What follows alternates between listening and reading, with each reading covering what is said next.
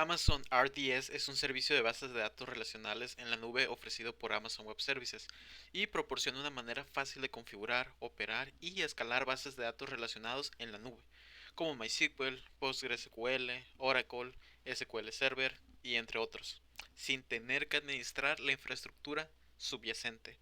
Prácticamente consta de varias propiedades o funcionalidades principales. La primera es que es fácil de configurar y despliegue.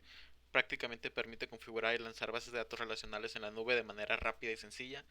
Aparte es escalable, permite escalar verticalmente u horizontalmente según las necesidades de rendimiento de la aplicación. Además, sirve para la automatización de tareas administrativas. Eh, Básicamente, este servicio se puede automatizar tareas como copias de seguridad, parches de software, mantenimiento, etcétera. También posee una alta disponibilidad y redundancia y ofrece opciones para configurar réplicas de lectura, copias de seguridad automáticas y recuperación ante fallos para garantizar la disponibilidad de los datos. Aparte de ser un servicio bastante seguro, también ofrece monitorización y métricas, trabajando a la par con otro servicio de Amazon Web Services. También ofrece compatibilidad con múltiples motores de bases de datos, como lo había comentado anteriormente. Y pues bueno, básicamente muchas características y funcionalidades más, pero el día de hoy les voy a mostrar cómo funciona este servicio, cómo configurar nuestra base de datos para poder trabajar con ella. Les voy a explicar una serie de características, puntos importantes y pues bueno, espero les guste. Entonces vamos a comenzar. Primeramente nos ubicamos en la consola de Amazon Web Services. Después nos vamos aquí a la barra de búsqueda y escribimos RDS. Aquí nos va a salir RDS, Servicio de Bases de Datos Relacionales Administrado. Entonces damos clic aquí y primeramente se nos va a abrir la ventana principal de este servicio con algunas tarjetas. Primero tenemos la tarjeta de recursos, que básicamente aquí nos explica que estoy usando los siguientes recursos de Amazon Web Services en esta región. Como ya lo había mencionado en otros videos, los servicios de Amazon Web Services funcionan por regiones. Aquí, si le damos clic aquí, podemos observar todas las regiones que existen. Y hay algunos servicios que son de tipo global, como Amazon Web Services IM, pero en este caso RDS es un servicio regional. Entonces es muy importante ubicarnos en la región que más nos convenga, dependiendo, pues, dependiendo de varios factores, ¿no? Este, la mayoría de las veces se toma en cuenta en dónde están ubicados los usuarios de la aplicación que vayamos a crear, ¿no? Del servicio. En este caso estoy en el norte de Virginia. Y pues bueno, también nos aparecen otras tarjetas como los servicios recomendados. Aquí aparecen otros servicios que pueden ser utilizados y digamos que funcionar a la par con ese servicio para poder hacer diversas funcionalidades o complementos a este servicio, ¿no? Como el Amazon Simple Email Service, que básicamente es para el servicio de envío y recepción de correos electrónicos. Systems Manager, Amazon Web Services Organizations, CloudFront, entre otros, ¿no? Después, aquí nos aparece una tarjeta de crear base de datos. Dice Amazon Relational Database Service RDS facilita la configuración, el funcionamiento y el escalado de una base de datos relacional en la nube. Que como ya lo había comentado anteriormente, este servicio es exclusivamente para bases de datos relacionales. También existe otros servicios para el caso en el que uno no quiere o no desea utilizar una base de datos no relacional. En este caso vamos a poder trabajar con MySQL, con PostgreSQL, entre otros, ¿no? Digamos que esas son las más populares, ¿no? Entonces para comenzar vamos a darle clic aquí, crear base de datos. Ok, ahora nos aparece, digamos que el panel de configuración para poder crear nuestra base de datos. Primeramente tenemos que elegir el método de creación. Tenemos dos opciones, la creación estándar y la creación sencilla.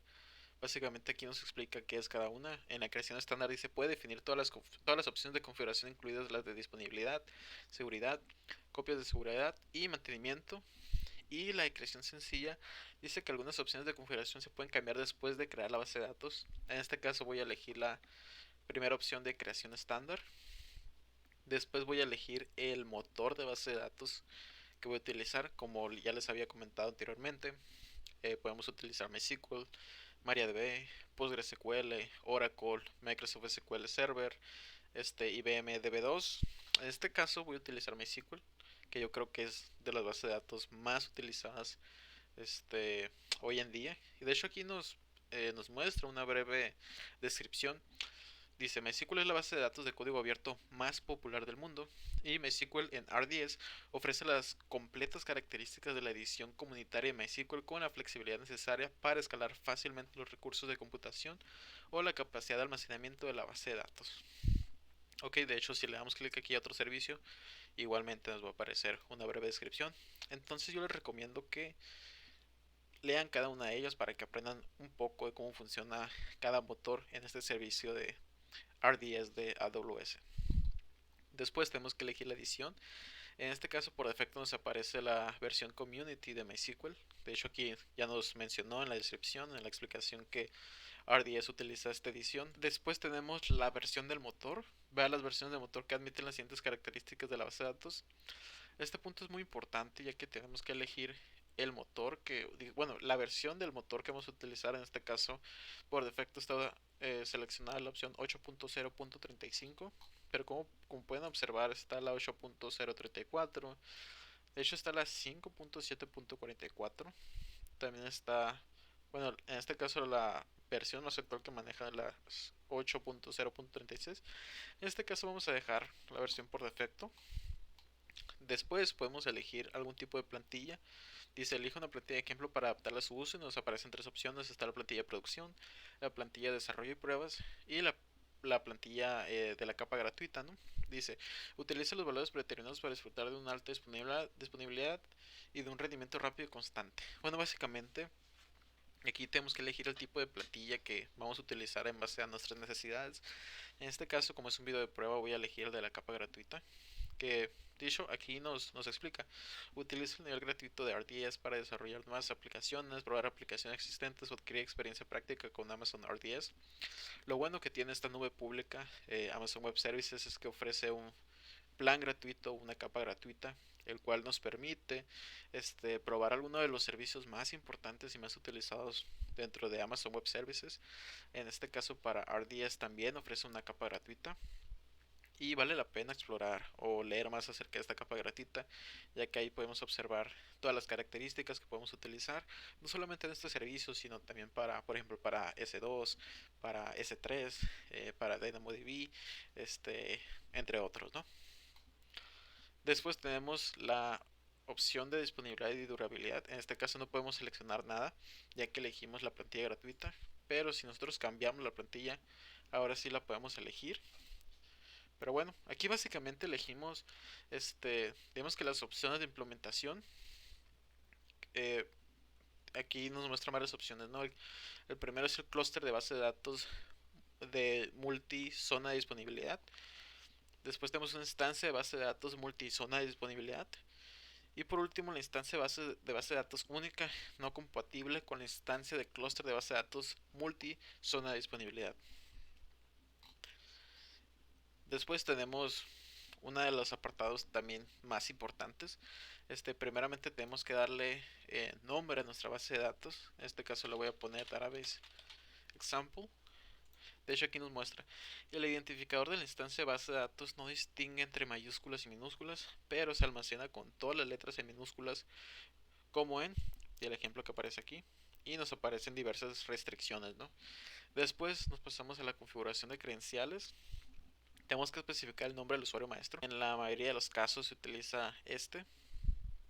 Después tenemos que elegir la opción de administración de credenciales. En este caso tiene la opción de autoadministrado de forma correcta.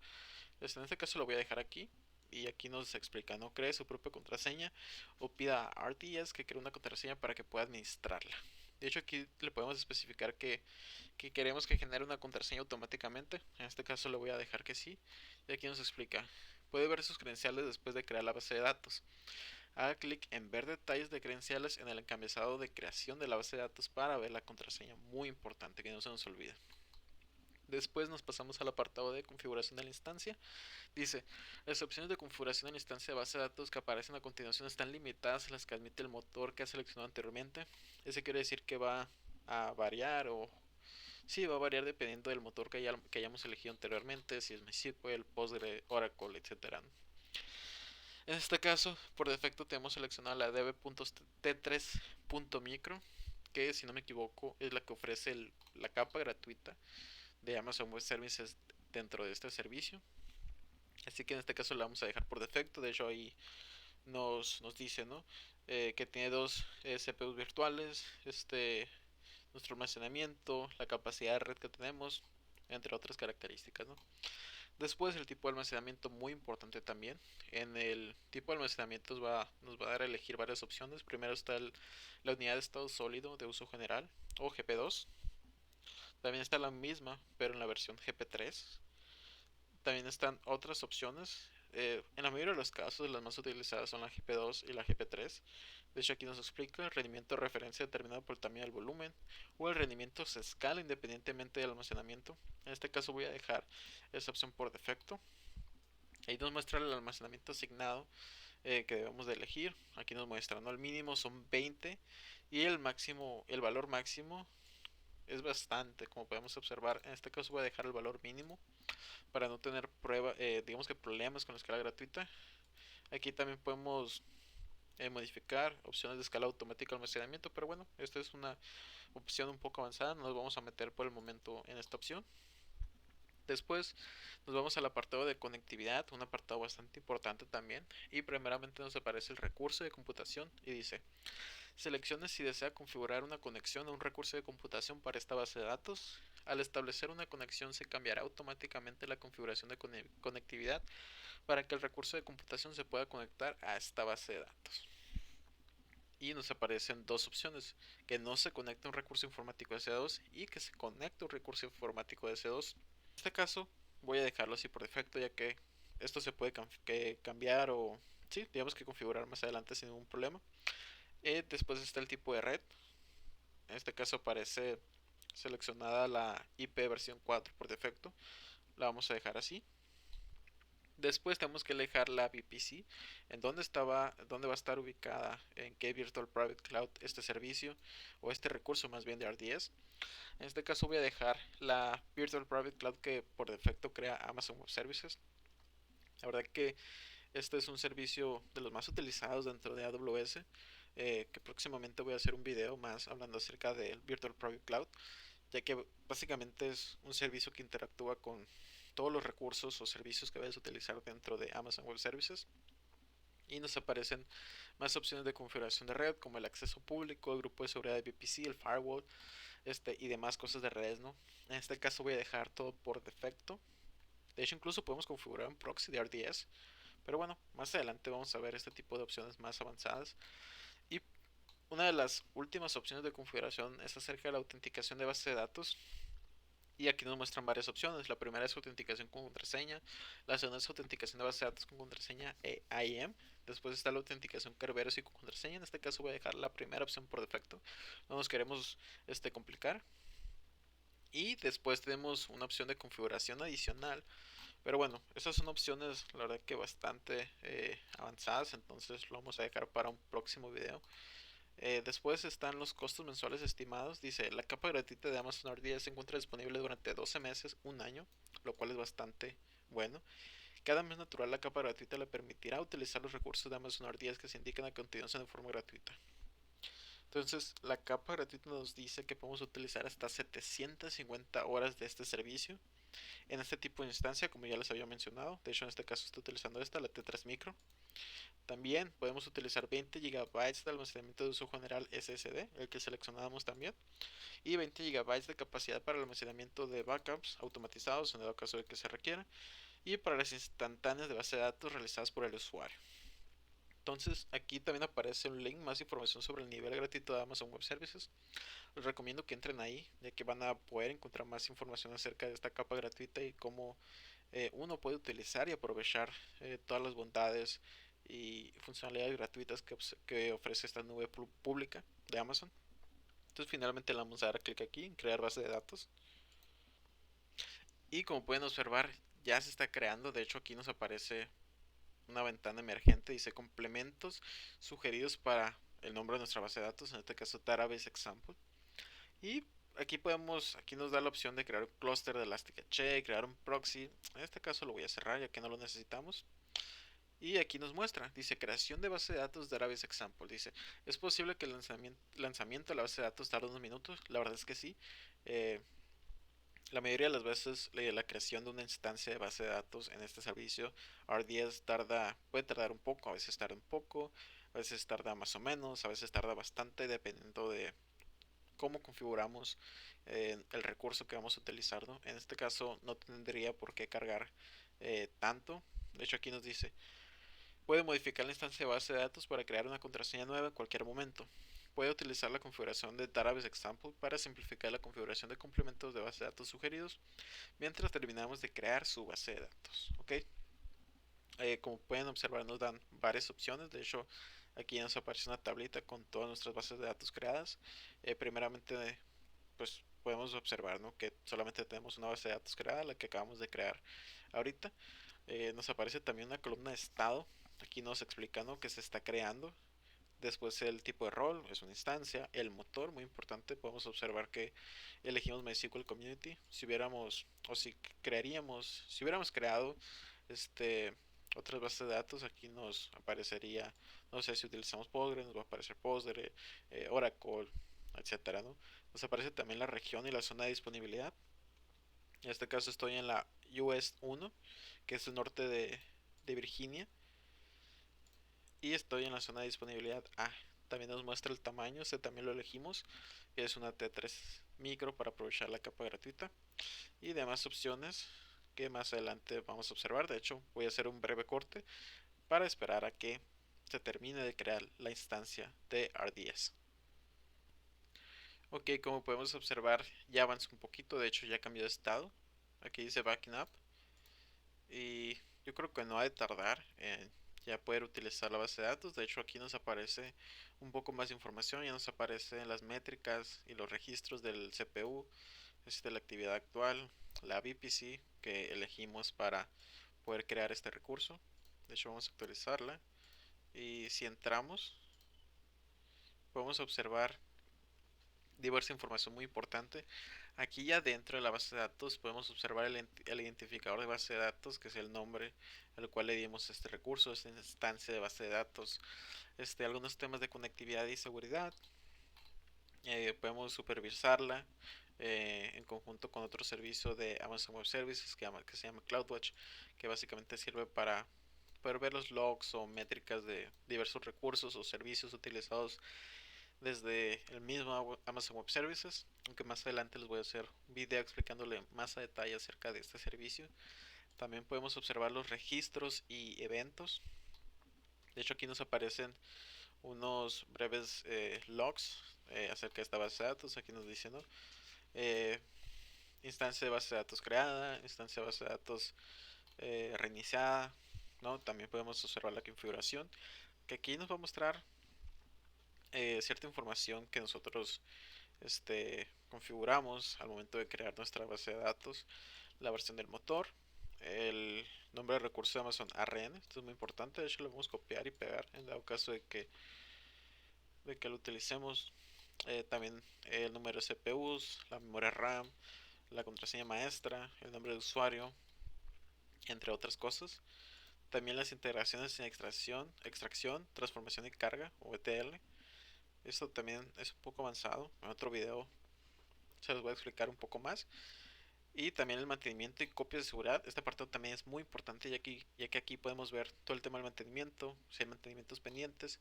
Y también podemos crear las instantáneas de esta base de datos que nos van a poder ayudar a hacer uso de las copias de seguridad. Y como pueden observar, aquí el estado de la base de datos ya nos aparece disponible. Eso quiere decir que nosotros ya pudiéramos utilizar esta base de datos. De hecho, aquí en acciones nos da, digamos que un acceso directo a las principales acciones, opciones que tiene esta instancia. Podemos detenerla temporalmente, reiniciarla, eliminarla, configurar la conexión de C2, entre otras cosas. Bueno, y pues básicamente así es como se crea una base de datos, en este caso MySQL, con el servicio de RDS de Amazon Web Services. ahora nosotros pudiéramos utilizar un software como MySQL Workbench y utilizando esta información para, digamos, como el admin, la contraseña, el nombre de la base de datos, etcétera, para podernos conectar de forma remota a esta base de datos y no sé, a lo mejor poderlo utilizar en alguna aplicación que creemos como ingenieros de software o utilizarla en algún otro servicio. Y como pueden ver, la verdad que la creación de una base de datos relacional gracias a Amazon Web Services es bastante sencillo. Prácticamente con un par de clics ya tendrías una base de datos listo para poder trabajar. Ya sea si tu objetivo es, como ya lo había mencionado, crear una aplicación, básicamente tener una base de datos ahí en dado caso de que quieres utilizarla para pruebas, a lo mejor para un escenario de producción, no lo sé, dependiendo ya de cada uno, las necesidades de cada uno, ¿no? Y pues bueno, también este servicio ofrece muchísimas más otras características, otras funcionalidades. Próximamente en un video se los voy a mostrar porque la verdad que valen demasiado la pena. Y pues bueno, básicamente esto sería todo por hoy. Es lo más básico que hay para poder crear una base de datos y empezar a trabajar. No más que ojo, la verdad que si lo van a utilizar para pruebas o sí, digamos que trabajar un poquito, les recomiendo que la eliminen, que ni siquiera la paguen, o sea, que la eliminen por completo, ya que es un servicio bastante caro, la verdad. Y si se les pasa, si la dejan prendida o trabajando por un par de días, les puede consumir o... Sí, básicamente les puede consumir y Amazon Web Services les va a mandar una factura con que tienen que pagar un poco de dinero, entonces mucho ojo con eso. Pero bueno, básicamente eso sería todo. Espero y les haya gustado. Muchísimas gracias y nos vemos hasta la próxima. Adiós.